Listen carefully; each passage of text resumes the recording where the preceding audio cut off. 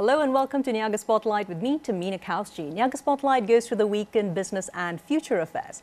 Market watch, industries, analysis and insights. We've got you covered right here on Niaga Spotlight. Well, on today's Niaga Spotlight episode, we are of course taking a forecast at none other than the live events industry and what we have in store for us in 2024, considering that is the new year. So, overall, it's very interesting that the global live events industry market was valued at 652.6 billion USD in this year alone, is projected to reach a staggering 1.2 trillion USD by 2032. So of course, we want to talk about what is Malaysia's share within this lion of an industry, and no better person to join me live in the studios now but Rizal Kamal, who is president with ALIFE and also CEO with LOL Asia. Rizal, thank you so much for making time for us. How are you doing today? I'm doing great. Thank you for having me, Tamina. Fantastic. So, of course, I was very interested to speak to you about a sector which is very vibrant, very visible across Malaysia, the live events industry. And you, as president of ALIFE for your third term running, an NGO that takes care of the industry as well as stakeholders who have been involved for many decades, some of them. Tell us a little bit about the work that has been done by ALIFE, in brief, before we get started. Well, we take care of everything under the roof for live events or live performance. And it's not just concerts per se, concerts, comedy shows, theatre, shows, musical production, dance production, the entire spectrum of live performance we manage. And the work that we mostly do is have government engagements. We have a lot of government engagements, especially with the ministries that's most relevant to us, which is the Kementerian Technology Digital, right. MOTEC, and of course the people who holds the money, Ministry of Finance. Ah, fantastic. So it's been actually quite a roller coaster life, right, for ALIFE as well as of course all the industry related vendors, stakeholders. Tell me a little bit about your preliminary thoughts, Rizal. So how can the live events industry in Malaysia reach its full potential? If you could give it to me in a nutshell, and then of course we're going to go into breaking it down bar by bar. Wow, straight to the meat and the bones. Meat of the conversation. I think we have to start a little bit about having an understanding of what the live event industry is about in terms of the regional perspective. Sure. Because we have shows and concerts in cities: Kuala Lumpur, Singapore, Bangkok, Jakarta, Manila. And the live event sector is a very city-centric activity. The business is focused on all these different cities. So it's not actually a regional competition between countries. Right. We have to look at it at a perspective of its regional competition between cities. And when we see it that way, then we can sort of like compartmentalize it a little bit. So how do we improve the live event sector for Malaysia? So first we have to look into the cooperation between Wilayah Persekutuan and Selangor. Right. Currently, that is really the hub of it all, right? The hub of it. Would you say it's something like a 70-30% between Wilayah as well as Selangor and the rest of Malaysia when it comes to events, live events? Yeah, maybe even up to like 80-20 or 90-10, right. I would say, yeah. And this is actually the first time in a long time that Wilayah and Selangor is under the same government. Correct. And that allows cooperation to move forward, to have the same policies across board, and have this area of Klang Valley, an area that promotes concerts and live events.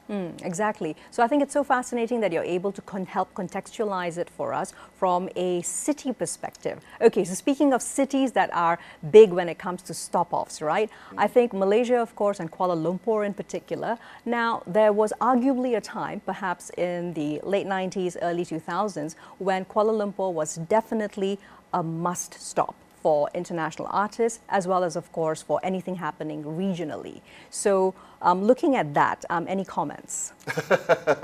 Well, so we've lost a little bit of the competitive edge, because when an artist wants to come into the region, they look at our region as Southeast Asia probably, and they say, okay, I want to do a show. Which cities are the best for my shows? Is it Bangkok or Singapore or Manila or Kuala Lumpur?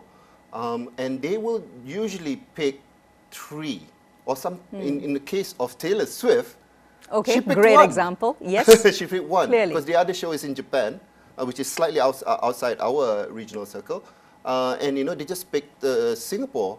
And but Singapore is also getting almost a week, 6 live nights of shows. 6 live nights of shows for Taylor Swift and 6 nights for Coldplay.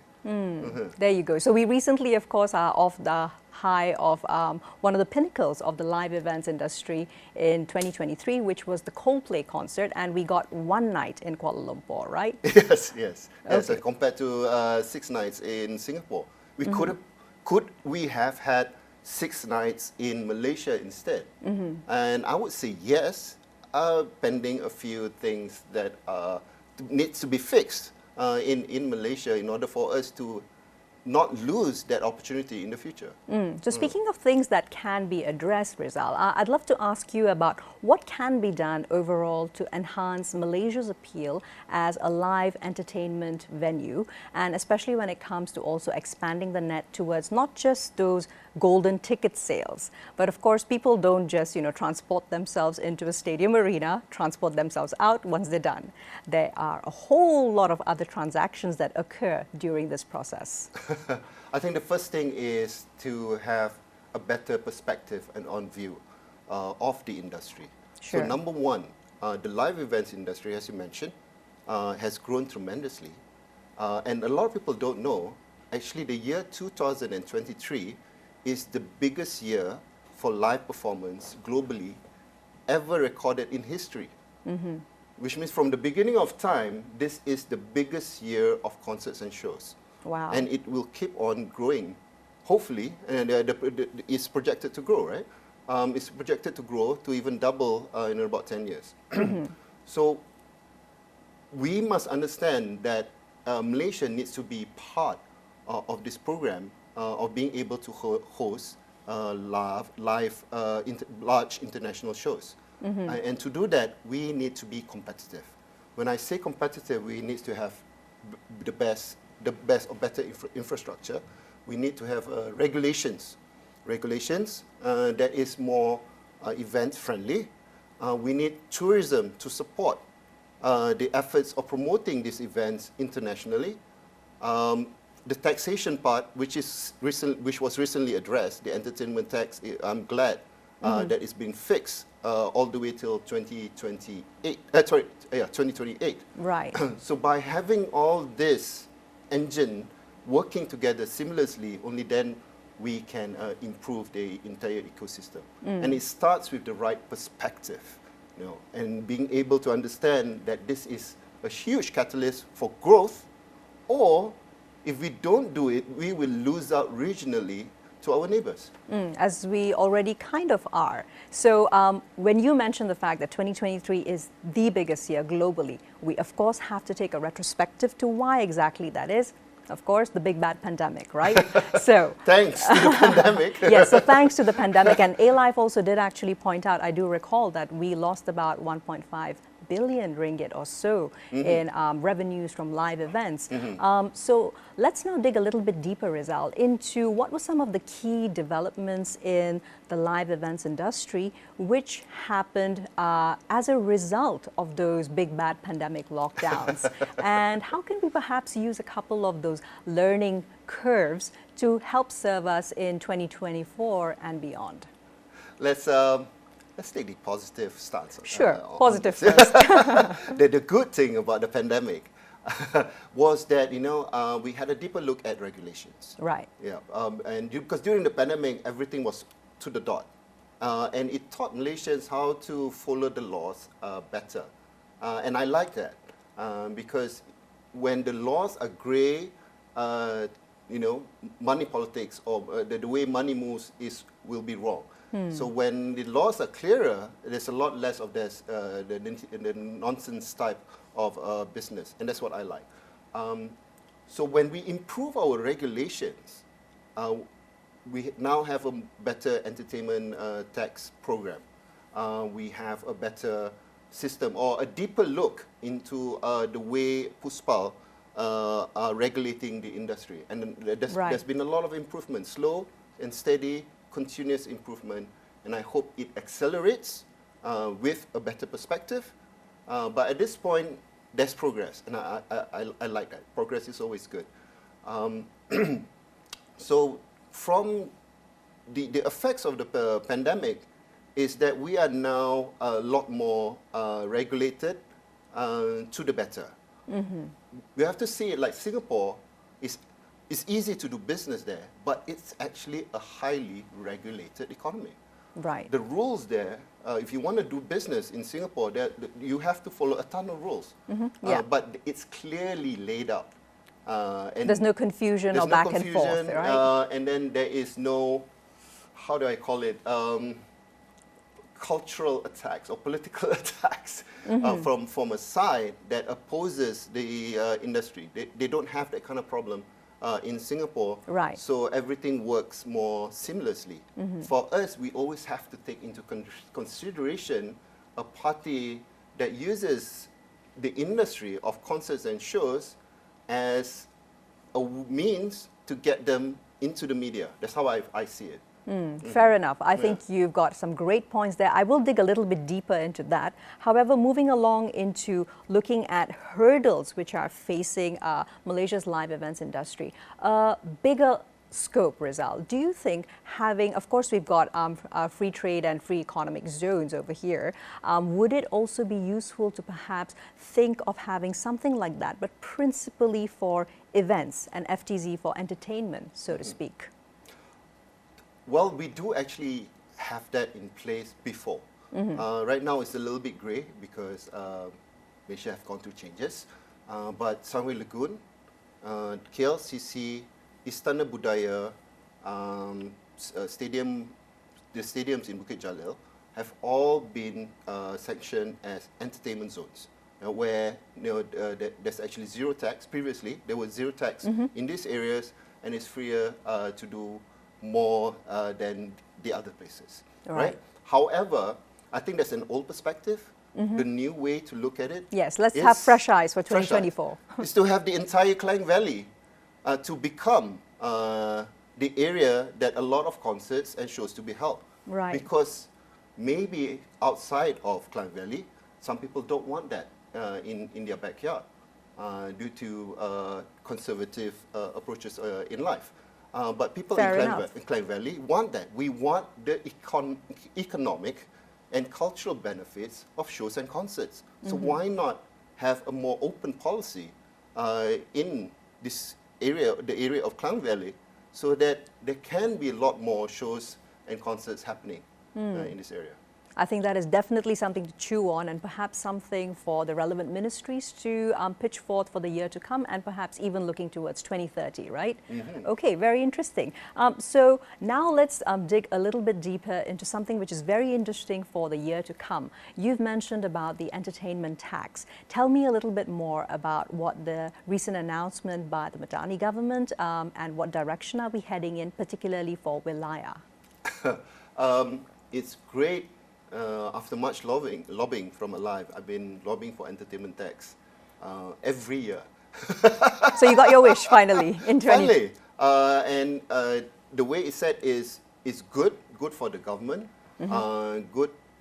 decent for the industry. We wanted a tax which is lower, but it's decent. It's competitive. We have zero entertainment tax for the local artists. Sure. And 10% entertainment tax for international artists. And 10% is at the level which is just right in terms of fair for everyone, because it's about the same rate regionally. 9% GST in Singapore, 10% VAT in Thailand. In Manila, they have amusement tax of about 10% as well. In Jakarta, it's about 10% as well, the entertainment tax. So regionally, we are on par. Right, very competitive. Competitive, that's fair enough. You know, they said they need the money. It's much better than what was set before, which was 25%. That's a little staggering, a little too rich for anyone's blood, right? Yeah, and the result of having 25% entertainment tax is zero entertainment tax. Because it's so high that nobody can pay, and people kept lobbying for exemptions. Right. So the government have not been collecting entertainment tax for live events for the last 10 years. That's an entire decade. It's Wow. entire decade. And it goes even back, even before that, no entertainment tax. So the entertainment tax system has not come to a point of maturity. It's still sort of like in its initial stage, where I see the way other countries collect their taxes. Ours is still quite rudimentary. So it's actually it's a good point in time that the government has now introduced this entertainment tax moving forth. Okay, from there, Rizal, let's look at some perspectives from ALIFE and yourself around the success of, we've had major music events as well, regardless of what cultural brickbats were happening in the background, from Blackpink, of course, Coldplay.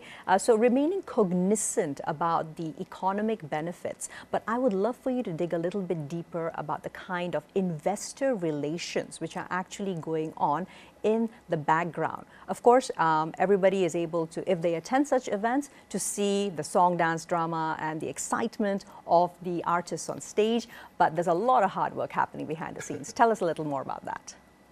Every show is investor driven.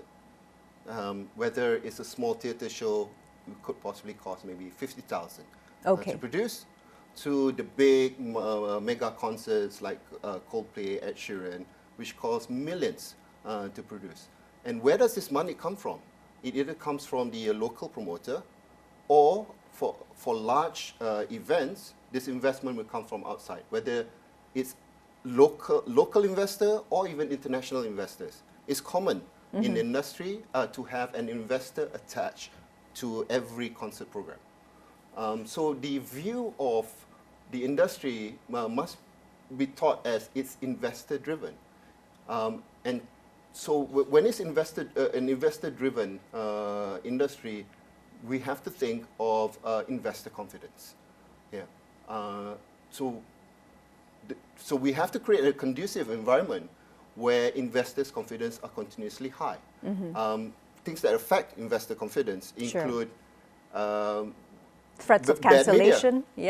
Threats of cancellation, poor media effects. When someone makes noise about a particular artist, it's because they want the media. Because when you make noise about Coldplay, of course, your name's going to be all over the media. So perhaps more balanced coverage by the media itself, right? And it's one thing good is that post Coldplay, there's a lot of articles that says, hey, this is really good for our economy. So investor relations is very important. And also the other thing that I want to point out is ticket buyer confidence. Ticket buyer confidence. People absolutely. Threats of cancellation, I think it affects nobody more than those who have bought tickets. Because when they want to buy a ticket in Malaysia, it's always in the back of their minds, like, oh my God, is this event going to be cancelled? Do they have that confidence? Because they're not just investing in the tickets, they're investing in the hotels, travel. Yeah, you may be flying in if you are from overseas, etc. Fantastic. So Rizal, thanks so much for the conversation and so far. Don't go anywhere. We'll be right back with Niaga Spotlight and the rest of this discussion on the live events industry in 2024 for Malaysia.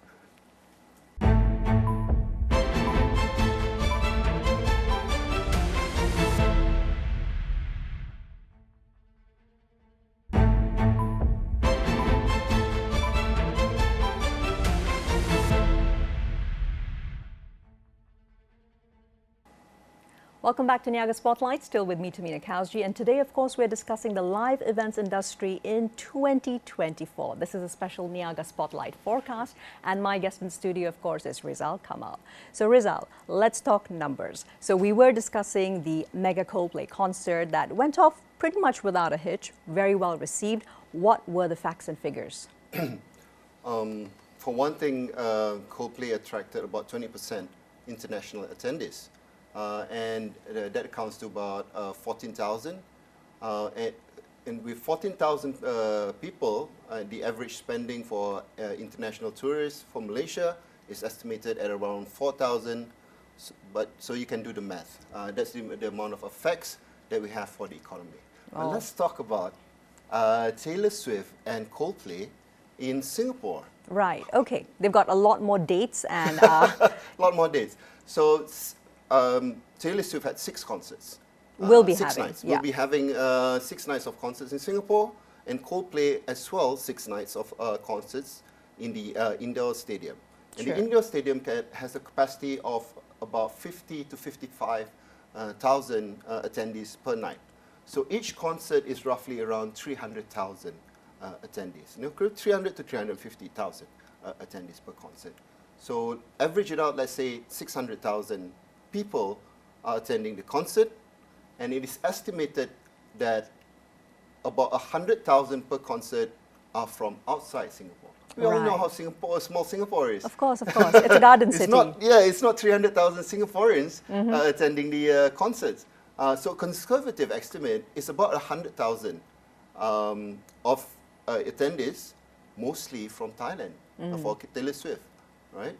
100,000 attendees are non-Singaporeans.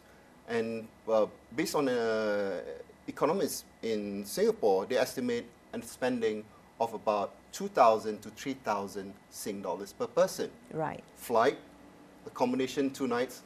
You know how expensive hotels in Singapore is. It will double or triple for the concert period.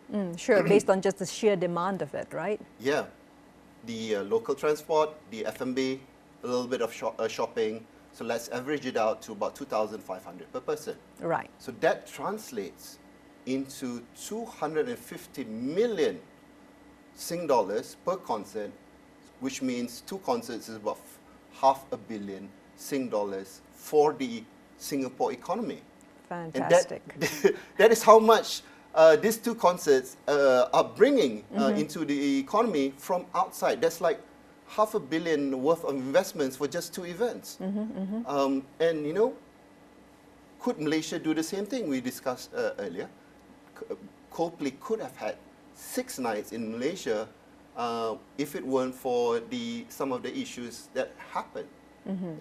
We could have had R1 billion come into Malaysia from the outside because Coldplay is such a big name. Exactly, and there's enough of space between the concert timing in Malaysia as compared to Singapore, so we perhaps actually could have reaped those benefits. But Rizal, going into the fact that whatever it is, even as LOL Asia's CEO, you're also, of course, an organizer of such live events. So I want the perspective right from someone working at the grassroots about how you actually balance local perspectives, local flavors, but at the same time, you're able to bring in class international acts that at the same time are very well received and there's no issues.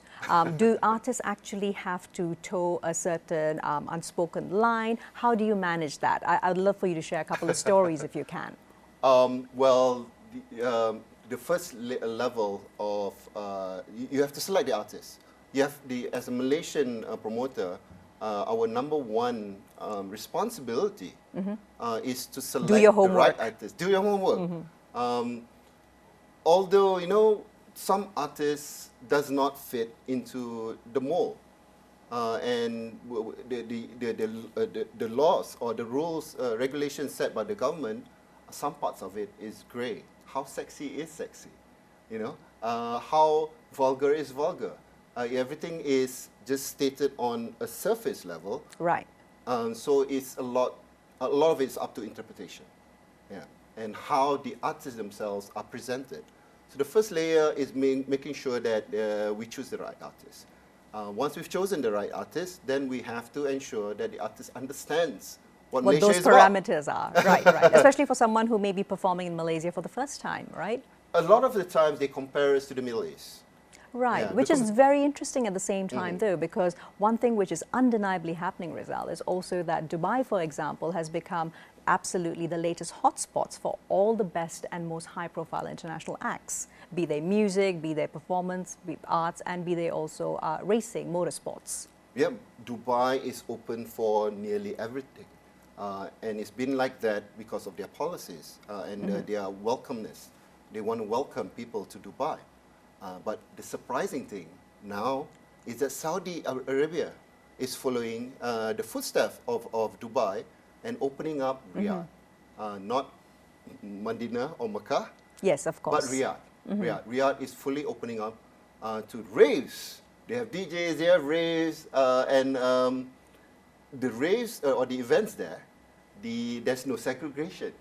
Men and women are allowed to go and be in the same space openly, just like any other concerts or festivals that's happening. Sure. And I think that's very progressive because again they understand that they need to open up and welcome people, and when we invite people into our country, they just don't just share the event. They bring experience on the events. They bring the experiences of Malaysia, and Back home with them. Back home with them. Yeah. They bring, yeah.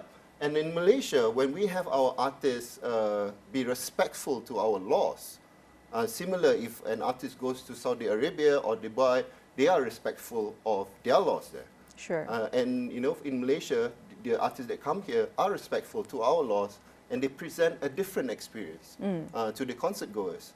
It may not be a lower level of experience or higher level, it's just different. And I think people are beginning to appreciate that because some people don't like extreme things, Sure, yes. and each to their own, right? And Yeah. as must also be pointed out, Malaysia has also recently hosted some world-class events of the faith-based class. And particularly when we have Islamic events, the audiences are also then gender segregated. So all flavors go by, right? All flavors right. go by, yeah. Exactly. So you were saying, so the first step is you've got to do your homework as a concert organizer. Second step is the artist has to be made aware.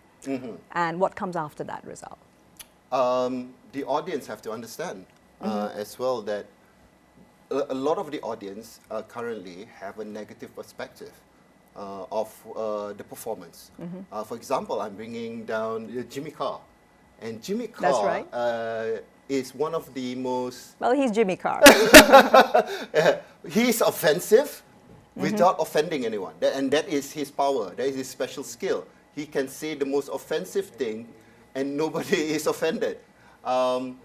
It's all about that very peculiar brand of dark British humor. But yes, okay. Yeah, and we do have responses like, "Oh my God, why bring Jimmy Carr to Malaysia? He can hardly say anything on stage." I'm like, that's not true. I've brought down Jimmy Carr before in 2018, and he understands the culture of Malaysia, and he presents it in a way that is unique and different. He still does his offensive jokes, but he knows the line. And he manages the line where every good artist can do. They manage the line of offensiveness. Every time an artist comes to Malaysia, they're told the line of being how edgy they are, Right. due to the level of acceptance in our culture. So I think it's very interesting that an organizer such as LOL Asia, you're going to be putting in all that work to ensuring that at the end of the day, when for that hour or so, 90 minutes, however long, the artist or the entertainer is on stage, everything goes without a hitch. So that much of work goes into the background. Yes. Very interesting to know. All right. So from there, Rizal, let's expand the conversation into looking at recommendations for Malaysia to spur innovation in the live events industry. Now, when we talk about innovation, I think we definitely saw a lot of digitalization because we had lots of hybrid events. Are you still seeing a trend whereby there is still a demand for hybrid events in the live events industry, or have we really gone back to us being pretty much 100% in person. Also keeping cognizant of the fact that we're still seeing a rise in COVID cases at least. And this is global, not just in Malaysia, right? I think for one thing, what people have learned is to enjoy recordings of live performances at home. Right. Because you can see that live performances that is placed on social media have an increase in the number of views. However, it just cannot beat the experience of being there. And that is what people miss when they were stuck at home during the pandemic.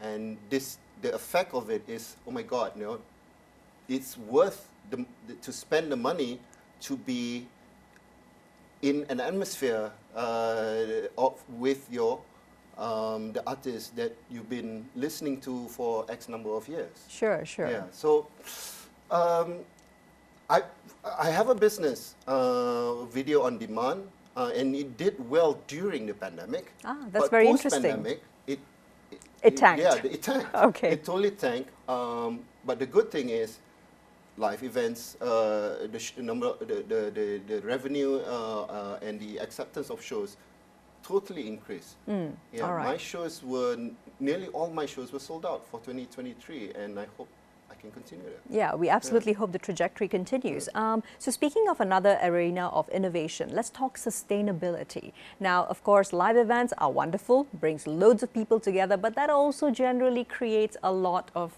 course, carbon footprint. What innovative things have you been seeing in the sector, and what things can Malaysia adopt quite organically without it affecting the bottom line too much? Not much, to be honest. Okay, all right, being honest here. Yeah, okay. not much. What do you improve? Keep the environment clean. Well, because in terms of the execution, sure. there's not a lot of green guidelines that we're following at this point, because people are just enjoying the events, and we as organizers just want the event to be done well. Having the sustainability factor come in is actually very advanced. In Australia, in Singapore, they do have certain parts where they reward event organizers for right. having this kind of programs into their DNA of shows. But we don't have that in Malaysia, so we're just continuing to do things as per. So if you could propose perhaps just one or two of these guidelines which in your perspective would help cut down on the amount of carbon footprint we see, especially at mega events. And we have them, not just live concerts, but we also have a lot of live football that Malaysian audiences enjoy. And this is year in, year out, right? Yeah, the most important thing, and I think what would save,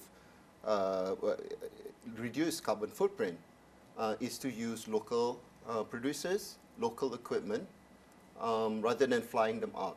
Traditional concert specifications usually brings containers. That's right. Yeah, multi-containers of equipment to the country, and they travel from one country to another bringing this equipment. And the entourage can be like big concerts can go like to 80 to 120 people traveling, the traveling party. So if the artists or the touring party can reduce and use more local equipment, more local technical people, it would help reduce the carbon footprint and also help the local economy. Absolutely. So some thoughts over there. Thanks for that, Rizal. Let's now, as we move towards winding down the discussion, now looking at, based on the revenue source, the sponsorship segment, in fact, actually held the highest market share in 2022. And this accounted for nearly 50% of global live events as an industry.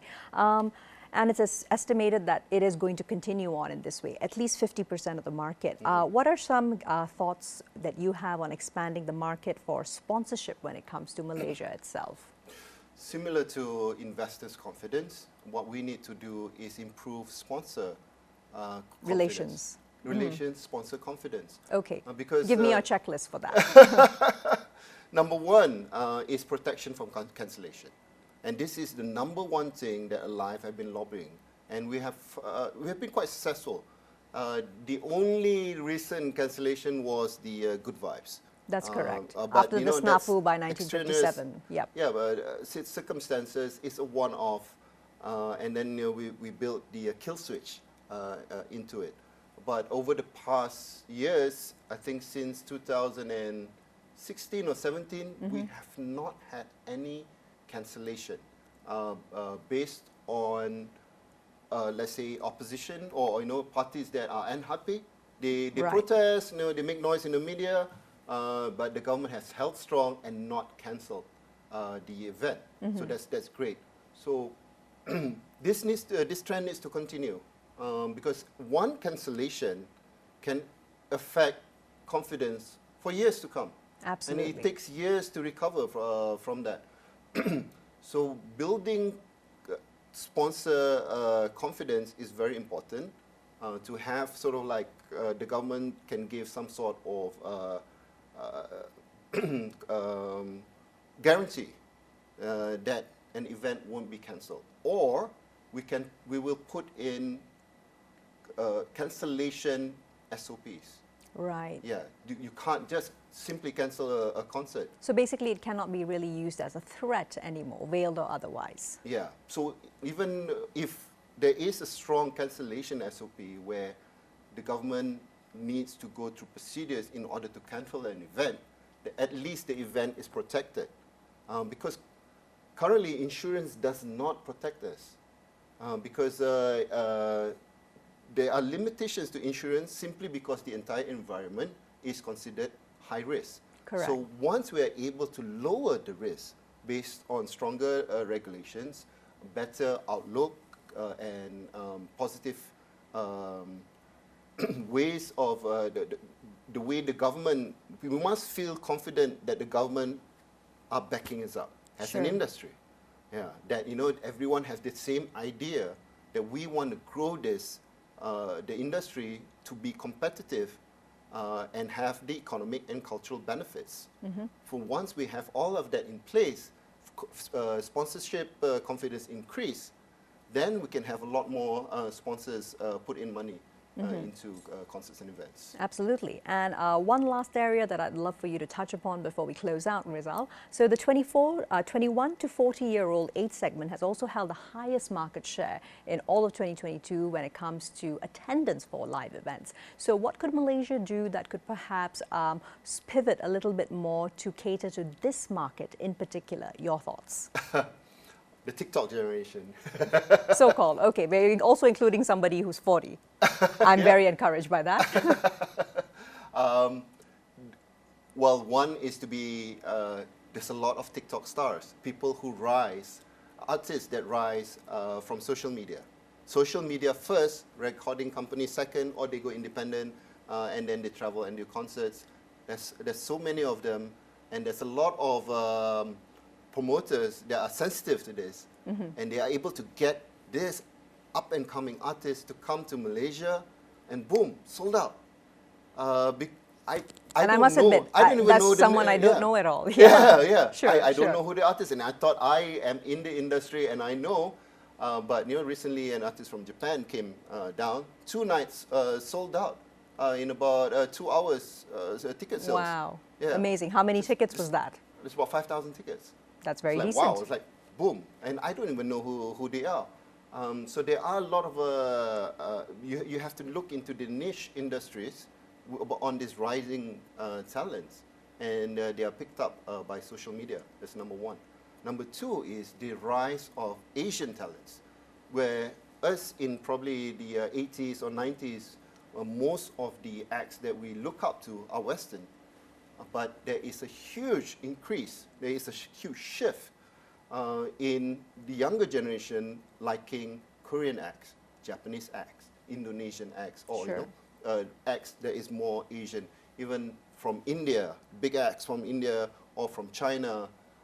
So the focus is a little bit more Asian, and that is wonderful for us because we, in Malaysia, we are a melting pot of culture. Absolutely, and being in the heart of Nusantara geographically as well, I think we're very well positioned. We are very well positioned to increase the number of Asian acts to region, and through these Asian acts, attract people from all around the region to come to Malaysia to experience this, cultural acts from Asia.